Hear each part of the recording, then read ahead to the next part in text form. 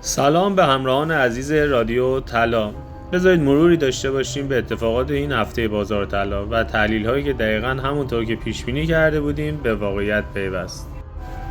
طلا هفته گذشته از محدوده 7900 با فشار روانی ناشی از خبر مذاکرات ایران و آمریکا ریزش کرد و به عدد 6,500,000 رسید. اما همونطور که در تحلیلام گفته بودم این عدد دقیقاً کف تکنیکال بازار بود. امروز شاهد برگشت قیمت ها هستیم و طلا تا 6,900 بالا اومده و طبق الگوهای تکنیکال احتمال ادامه این روند صعودی تا عدد 700 وجود داره.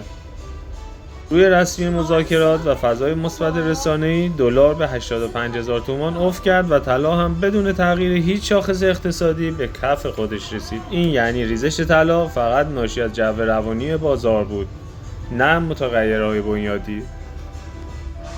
از سمت دیگه در مقاله منتشر شده در واشنگتن پست آقای راقچی عنوان کرده آمریکا باید 2 تریلیون دلار سرمایه به ایران وارد کنه. برخی این رقم رو اغراق‌آمیز دونستن، مخصوصا با توجه به سیاست‌های محافظه‌کارانه ترامپ که تمرکز روی جذب سرمایه به داخل آمریکا داره، نه خروج سرمایه از اون.